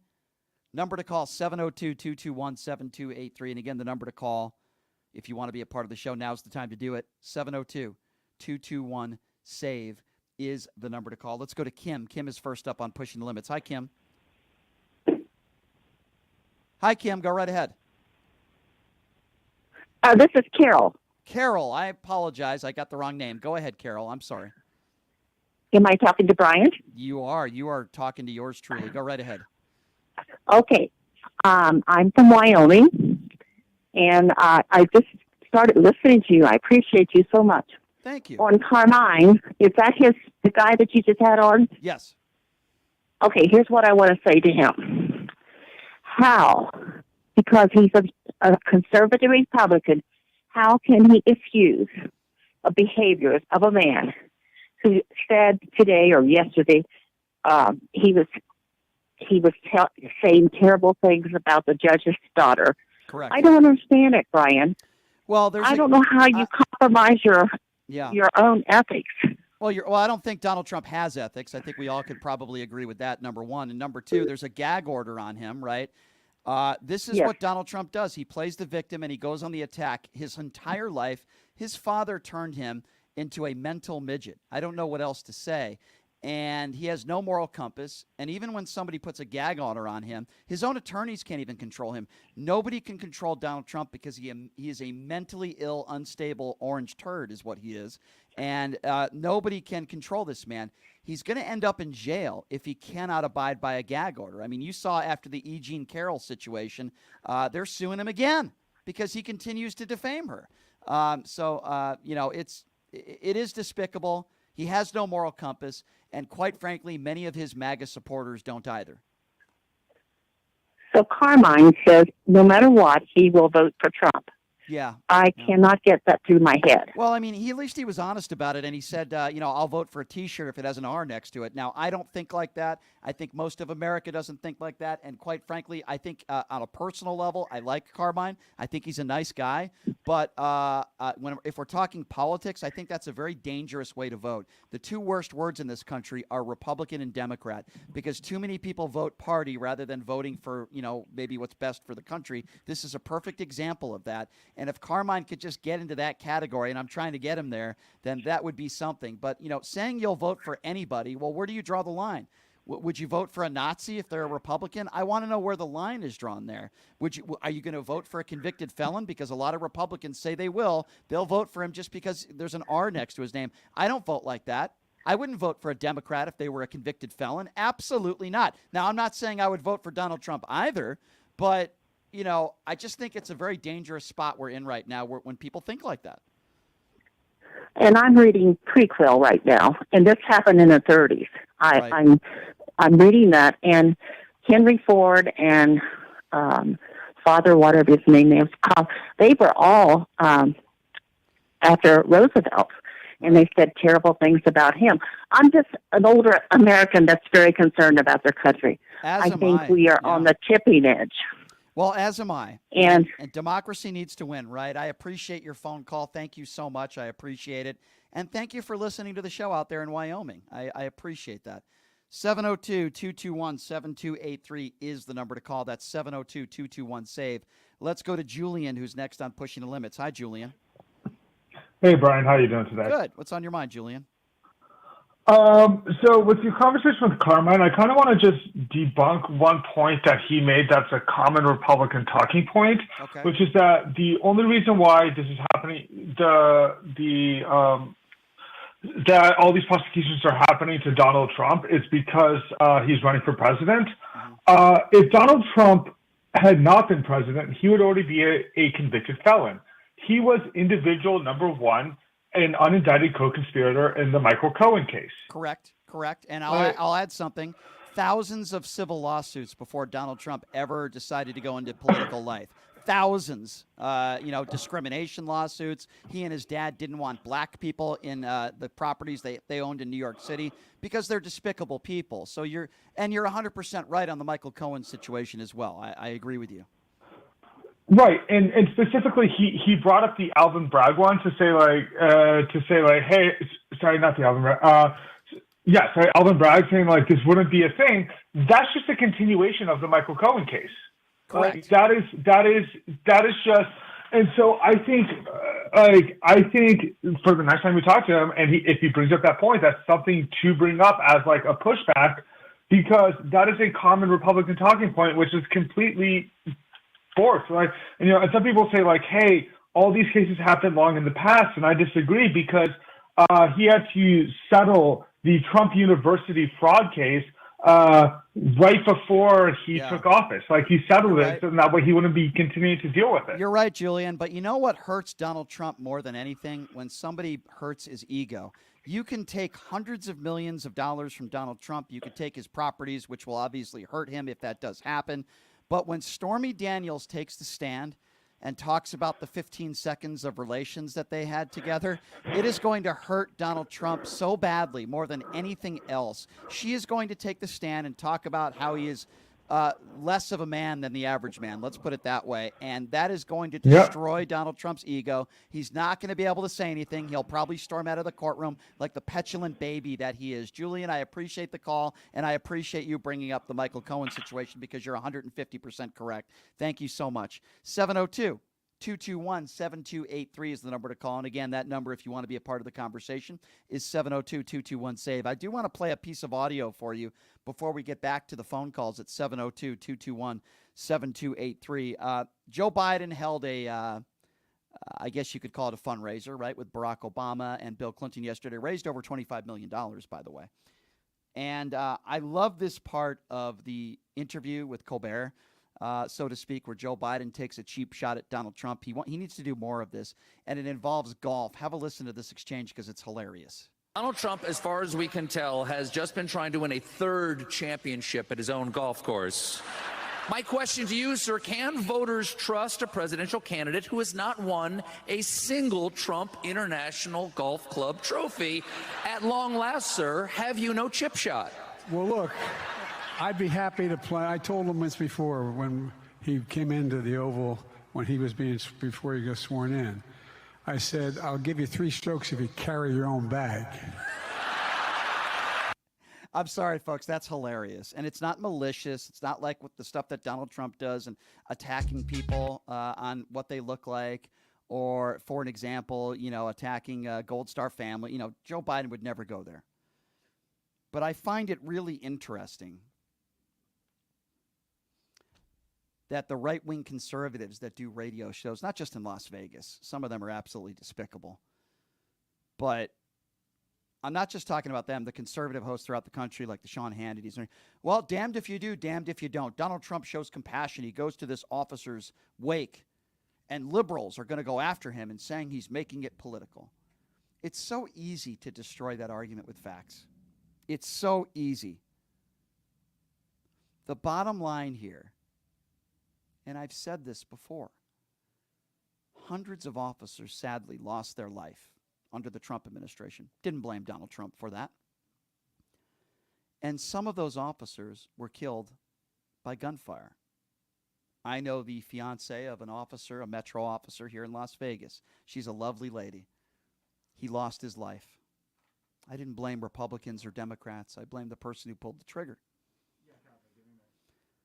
And there are right-wing conservative buffoons out there like Sean Hannity and Laura Ingraham and, the Tucker Carlsons of the world that want to lead us to believe that all of a sudden Donald Trump is a compassionate individual.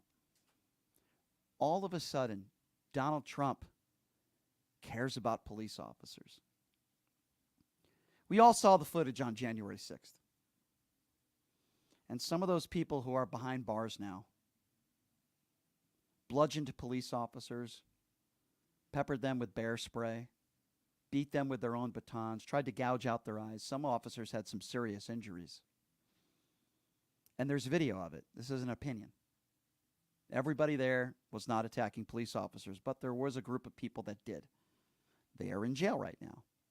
What Donald Trump decided to do was characterize all the individuals that are behind bars for January 6th. By the way, convicted in a court of law, speaking of law and order. They had an opportunity to defend themselves. Many of them reached plea deals. And what did Donald Trump say about those individuals, some of whom attacked and violently attacked police officers? What did he say about the victims? Nothing. Nothing. Didn't go to Brian Sitnick's funeral. Nothing. What did he say about those individuals that beat police officers on January 6th? Well, I can tell you. He said he would pardon them if he got back in office in November, and he only said that so that he can appeal to the base and get votes. He called those individuals that beat police officers hostages. I'm not making this up. He called them patriots. But Sean Hannity won't talk about that. Laura Ingraham won't talk about that. The local hosts in this city, they won't talk about those statements. Wayne Allen Kook, Steve Sanchez. Now, these are people that you've probably never heard of before, and rightfully so. Conservative talk show host here locally. They won't bring that up on their show. Or if they do, no one will hear it because they don't have any local listeners, but that's beside the point. They won't talk about this on their show. They won't talk about Donald Trump calling people who attack police officers and beat police officers hostages or patriots. No. No, they won't bring that up. They're going to talk about how compassionate Donald Trump is. What a wonderful thing he did going to this wake. Where was Joe Biden? Well, Joe Biden doesn't want to make it political. Joe Biden meets with families behind closed doors. Joe Biden makes phone calls privately to individuals and families who have lost loved ones at war. Because Joe Biden has a moral compass. He's not perfect. Joe Biden knows what it's like to lose a family member, and I think it's when Joe Biden is strongest. When he talks about losing his son, Beau, or losing his first wife and daughter in a horrific car accident, he knows what it's like to lose someone, the compassion he has for others. And yes, his son served honorably. But we're supposed to be led to believe that Donald Trump is a compassionate person? We're supposed to be led to believe that Donald Trump cares about police officers? He calls himself law and order. We need law and order. The guy that's facing 91 felony counts, this is the guy that should be preaching to us about law and order? Donald Trump doesn't care about police officers. I'll go a step further. Donald Trump doesn't care about anybody else but himself, doesn't care about his own family. Clearly, with the way he's treated his family, particularly the women in his life, he doesn't care about people. He only cares about himself. He only cares that his orange makeup is restocked every morning. He only cares about getting reelected so he doesn't hit the slammer. He doesn't care about this police officer. He doesn't care about law and order. He only cares about himself. 702-221-7283. Let's go to Kava, who's next up on Pushing the Limits. Hello, Kava. Hey, can you hear me? Yes, sir. Go right ahead. Hi. So I was listening to everything you just said, and you were spot on. And it's disgusting that Trump thinks he cares about police officers when, like you said, they went to the Capitol and they did what they did. And for him to have the audacity and the balls to even pretend like he does is horrendous. It's disgusting. I don't even have a word for it, but yeah. Yet for them to come after immigrants, like you were talking about earlier, when they were coming after immigrants, yeah, for the whole boat situation is disgusting. And I'm not tolerating that. As an immigrant myself, like you know, I have had this conversation multiple times with people, even the right I've had conversations with, and they go on to say that, oh, well, they shouldn't be working on boats, blah, blah, blah. Yeah. You do realize that, like you said, the border was never open. That was another MAGA lie. And they need to just get over it. They just want to make America white. That's what they want. That's what these clowns do. I tend to agree with you. I think there's a base of the Republican Party that wants to make America white again. I completely agree with you 150%. You know, think about these 6 immigrants that came to this country, and I know Republicans want to focus on whether they were legal or not. These 6 individuals were working hard on a bridge, fixing potholes in the middle of the night, a very dangerous job. And they were there, I would imagine, not because they loved doing their job, but they did it because they needed to make money to put bread on the table for their families. And what I'm learning about some of these individuals is they were really nice, good, hardworking people. And I can't imagine in the last moments of your life a worse way to go. I can't imagine it. They were trapped in their cars. They drowned in that cold, murky water. And you know, I can't even imagine. And what are Republicans, some of them? What are they doing? They're blaming. They're pointing the finger. Yeah, the open borders. They're blaming DEI, a new term designated by right-wingers out there that I would like to call racists. They're blaming the DEI. Let me tell you something. The people who were running that vessel, and I think we're going to learn more about it, are heroes. Why do I say that? Because there was because they called for an alert immediately. Correct. They didn't wait. There was a terrible malfunction on that vessel. This was not intentional. And by the way, there are some right-wingers that are saying it was. It wasn't. And they called a mayday about 30 to 60 seconds before point of impact. Why does that matter? Because the people that were running that bridge, and they're also heroes, stopped traffic immediately. More innocent lives were saved. And instead of Republicans focusing on that, which the mayor, thank God there is, I think he's a great guy and a great mayor. They're not focusing on that. They're talking about the borders. They're blaming Pete Buttigieg and infrastructure somehow, rust on bridges. It's despicable. It really is. It is. And one other thing I wanted to say was, when I sent you the screenshots, the only reason I brought that up was to show you that these MAGA people, they don't care about anything. Yeah. They can go on and say, oh, well, we did this great. No, he didn't. No, he did not. You're right. I mean, Trump listen, did literally nothing. Yeah, you're right. Just ask these people what Trump policies they support, and they won't know what to say. Kava, it's good to hear from you, and I appreciate the phone call. 702-221-7283 is the number to call. Let's go to Paul. Paul, what's going on, man? Hey, man. You know, I thought that the guy you talked to earlier does definitely seem like a semi-reasonable human being. But here's where I think I have a problem, right? There's a difference between having a difference of opinion and supporting somebody just because they're a Republican when he was found liable for sexually assaulting a woman. Right. Like, again, and I'm not criticizing the guy. Yes, I am a little bit, because he's going to sit at that dinner table with his daughter or stepdaughter or mom or sister and be like, yeah, I'm going to support Trump. Yeah, sure, he raped a woman, but you know what? He's a Republican, so I'm going to vote for him. Yeah. That's a serious... If we're talking about mental illness in our country, that's a mental illness, because I just found out that, like, my aunt was raped by my father last week. Oh, my God, that's terrible. I'm so It sorry is. to hear that. So Yeah. when people sit there and support Trump, especially women, Yeah. I find it morally repugnant, but they're going to say, but you know what? Yeah. His laptop and her emails and Biden's old.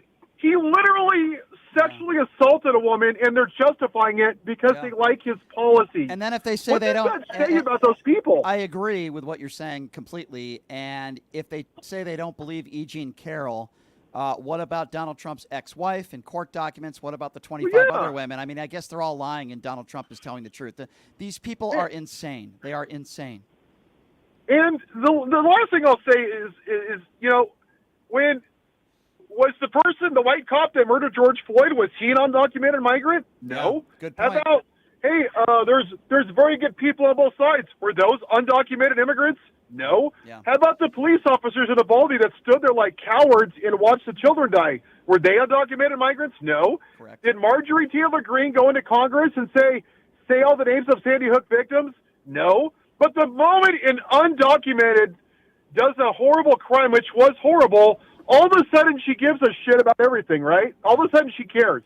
Because it pushes her non-white, scary Christian nationalist, and that's why we are where we are. And I understand why people want to find common ground, and I think you agree. I'm very middle of the road. I'll vote for anybody. Right. But I can't find common ground with people that are just going to blame non-white people for everything, and they're going to support a guy that sexually assaulted a woman that calls himself a Christian. I think it's morally reprehensible. I agree. That we have people that are our neighbors that support something like that. That's like saying, hey, I voted for Hitler because he's a Republican. You know, I vote party lines. Yeah, he murdered some Jews. Hey, no one's perfect, but Biden's really old, so I really have to vote for Hitler because, you know, Biden's too old and his son's laptop. There is a portion... I mean, can you imagine? You're right. There's a portion, Paul, of the Republican Party, no matter what an individual does, it could be sexual assault or anything, as long as they have an R next to their name, they will support that individual. It's repugnant, and I quite frankly, I just don't understand it. Paul, I got to get to some other callers, but I appreciate you, my man. Thank you so much. Let's go rapid fire here, and because my guest is waiting on hold here, I wanted to get a few more quick calls in. Let's go to Aaron. Aaron, what's up? Hey, how you doing? Good. What's on your mind, Aaron? Good. On Wednesday we were talking about, like the Bible or whatever, commandments. Yes. And I thought of another one. That if New York takes away his tower, I think they should put a Spirit Halloween in his tower. I like the idea of that, my man. I do. Do you have any new passages in the Donald Trump commandments that you'd like to share with us today? Oh, thou shalt. Trying to think. I had a really good one earlier. I can't think of it now. All right. Well, you I can call email back. you it. You call back next week, and I want to hear some more from you. Thank you so much for the phone call. Thou shall not sell the Bible. 702-221-7283. Who do we got next? All right. We'll take one more call. Cyrus is next. What's up, Cyrus? Who do we have next on the line? Let's see. 702-221-7283. David is next. What's up, David? Yeah. Go ahead, Hello. David. Yes, sir. Go right ahead. Yeah, I would like to ask, I wanted to talk to Carmen or ask him this question.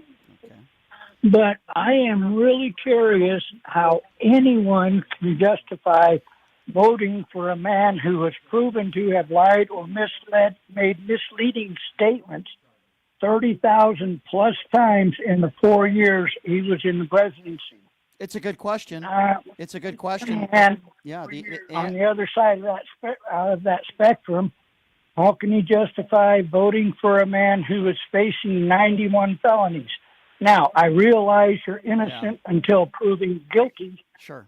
But if you're facing 91, some of them are bound to be true. I agree with you 100%. I think that's a very, very fair question, and I don't speak for Carmine, but I think a lot of Republicans out there would say I'm voting for him because he's a Republican. And listen, while they have the right to do so, I disagree with that 150%. When you look at all the stuff the way Donald Trump's led his life, the criminal charges he's facing, he's a liable rapist. With all that combined, I don't know how anybody could look in the mirror. And I say that time and time again. David, I got to run, my friend. I appreciate your phone call, sir. Thank you so much. We have a lovely lady waiting on hold. Yes, I don't want to keep her waiting, so we're going to go right to her. You know her as Nicole Mitchell. She is a former pastor in her former life.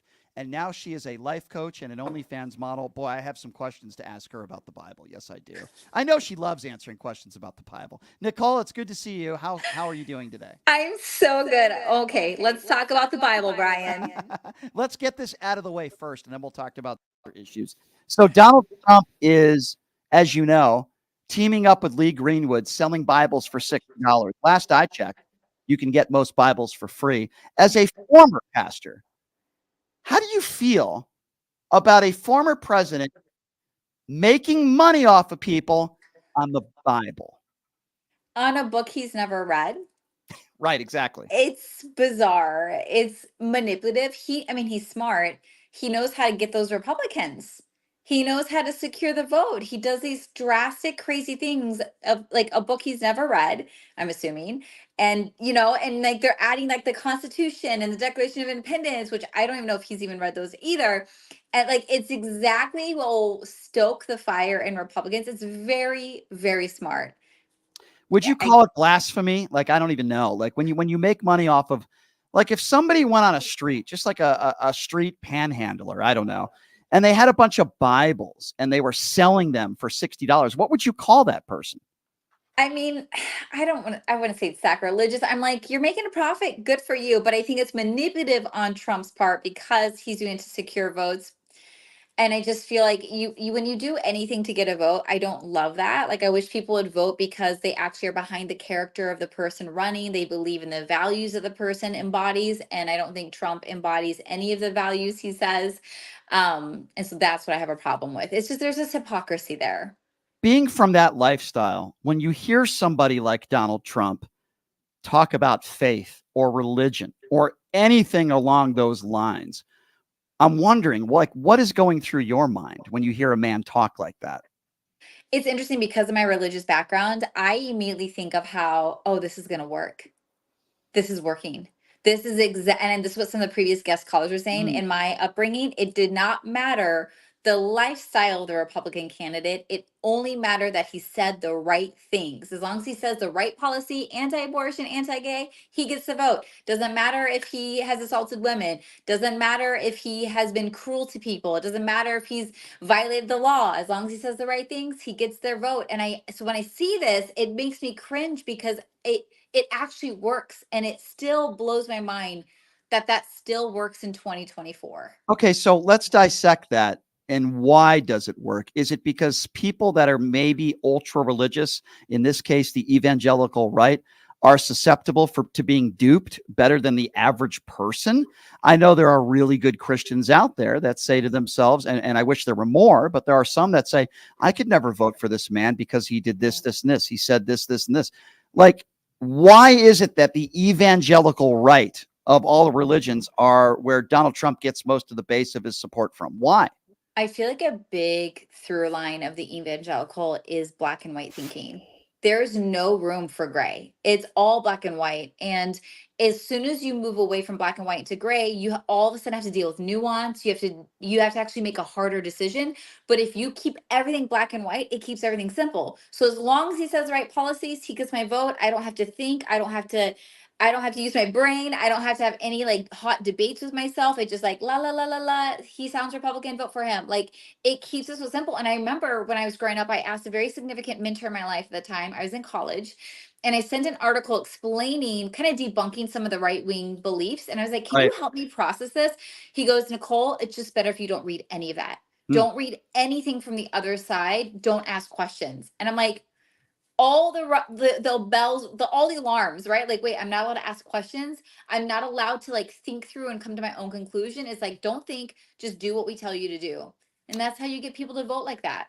Yeah, and you're right. And I think a segue to the next topic, which is conspiracy theories. It seems like the far right, they are full of conspiracy theories. And I want to talk to you about that. You know, we saw the video and I was watching it in real time. The bridge collapse, of course, in Baltimore. It's horrible. 6 innocent people losing their lives. And, you know, the conspiracy theories about how, you know, blaming the Biden administration or blaming DEI or blaming the open borders, which is obviously absurd. And we get the same thing with Kate Middleton.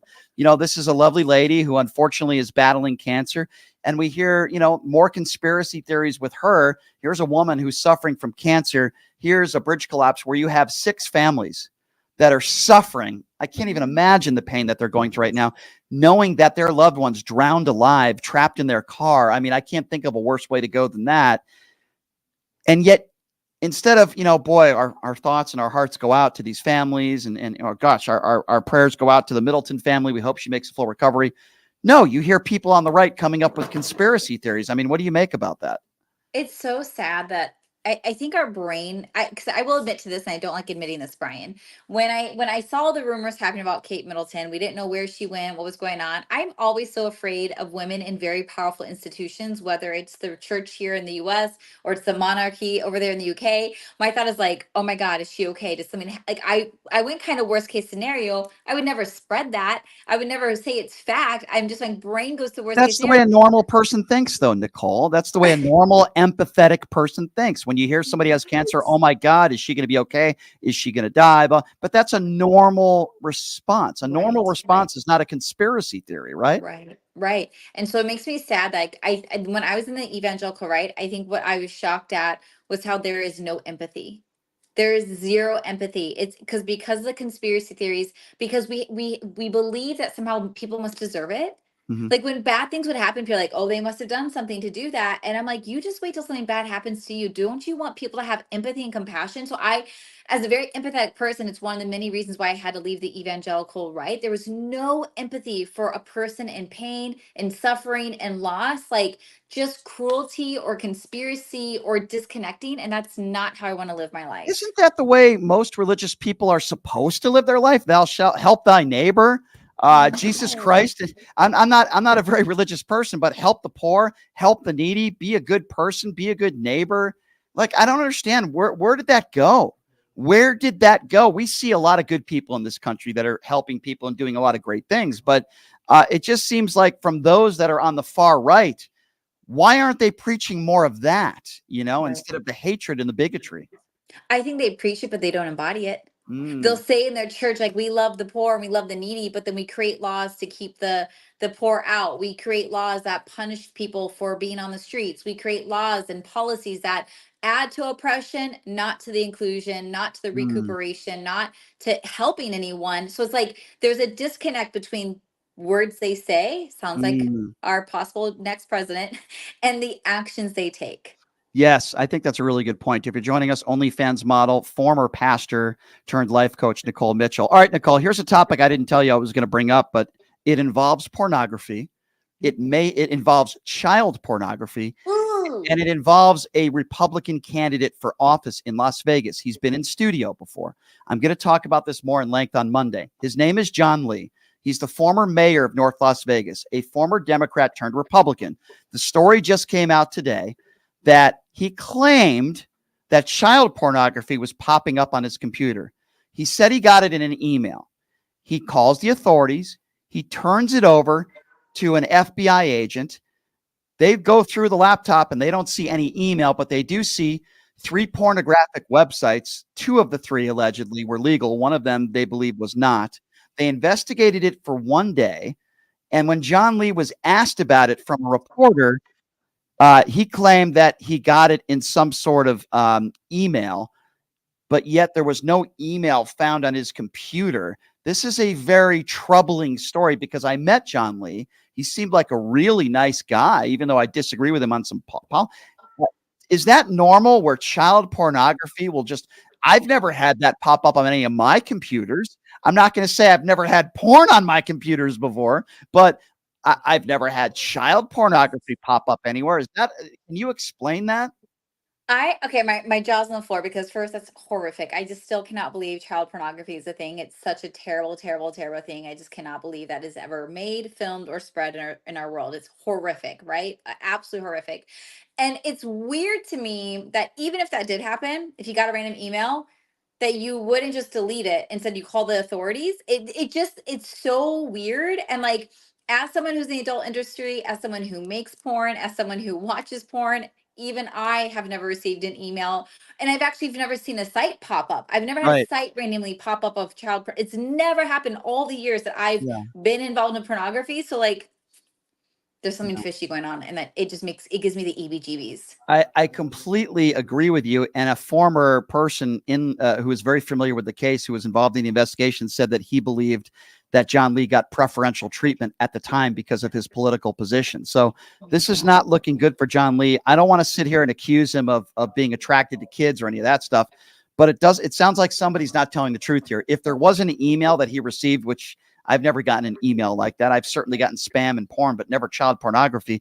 If there was that email, then why couldn't the investigator find it on his laptop when they did a search of everything on his laptop? So somebody is lying here. Yep. And I think you would agree with me, Nicole. Yeah, child pornography and anyone who is abused at any age, especially a child, is just horrific. So this is very strange. This is a very strange story, and we will certainly continue to monitor that. Before I let you go, it is Friday. It is the weekend. We enjoyed having you here in Las Vegas last week. It was a lot of fun. What do you got going on this weekend?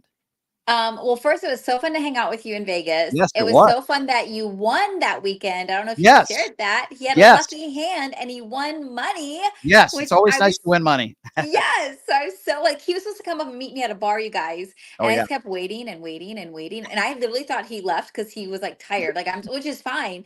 But it was like an hour and a half later, he shows up. He's like, I just won a bunch of money. And I was like, yay, Brian. I had a 45-minute roll at the craps table, which is very, very rare. So it was very hard to leave. But I am glad that eventually I made it up there and we had some fun. And I'm glad you came out to Vegas. And I'm definitely going to be out there in Cali very, very soon. You doing anything fun this weekend? You some family time, some relaxation? Yeah, we have Easter weekend, so we're going to do our big family meal gathering. We're going to do our big Easter egg hunt. This is the first time I've paid someone in my city to come egg my house. So they're going to put already candy-filled eggs all over my yard. It saves me work, and my kids are going to wake up to a bunch of Easter eggs, which I'm so excited about. And then, of course, I'll be hanging out my OnlyFans with my amazing subscribers. Yeah, that's the difference between you and me. You'll pay people to egg your house and put eggs everywhere and make it look nice. People will come to my house for free and literally egg my house. That's the difference. That's the difference between you and me. Nicole, it is always a pleasure having you on. We will catch up with you next week. Love your insight on all these topics, and I hope you have a lovely, great Easter with your family, and we'll talk to you next week, okay? You too, Brian. Take care. You take care. That's Nicole Mitchell, everybody. So for people out there that enjoy what I do, and I appreciate all of you and all of your support, the best thing you can do for me is go to my YouTube page, which is at PTL Radio Show. Subscribe to my YouTube page for free, and also go to my website, ptlradio.com. Sign up for our newsletter. It's free. Those are the two best things you can do for me. Of course, the Occupy Democrats Network. We'd love you to subscribe on there. I'm going to keep doing what I do. Yeah, go to that YouTube page, which is at PTL Radio Show. where you can subscribe for free and get a little bit of extra content from me and support our sponsors. VIP, Pioneer Air, get that VIP 1-year subscription. Jackson's Bar and Grill, which is located at Flamingo and Jones. I always talk about the wonderful food they have here. It's a great gaming bar, great people, great atmosphere at Jackson's, and a great place to just sit down and relax, talk to people and catch a game, whatever it is you want to do, and great food. Jackson's Bar and Grill located at Flamingo and Jones. Support our sponsors, and I'm so proud to say that whether it be Erica or Hunter or Eva, the politicians that I truly support and I endorse and I'm going to vote for are also people who support this show and love what I do. So it's very humbling to me, and I really appreciate them being a part of this program as well. I hope everybody has a great weekend. I'm going to try to have a relaxing one. It's the Aviators AAA baseball opening day tonight. I'm going to be going to that game. I'm going to enjoy it. I'm going to be having a lot of fun, and Easter Sunday, of course, I was invited by Big Mo, so we're going to be having some fun there, and we'll be back at it with or without Chris Wynn on Monday. I don't know if he'll even be in town, but we'll find out. And Robert F. Kennedy Jr. is scheduled to join the show next week as well. I love all you guys. Thank you, Matt, for that comment, and subscribe to my YouTube page, and we'll see you guys on Monday. Have a great weekend, everybody.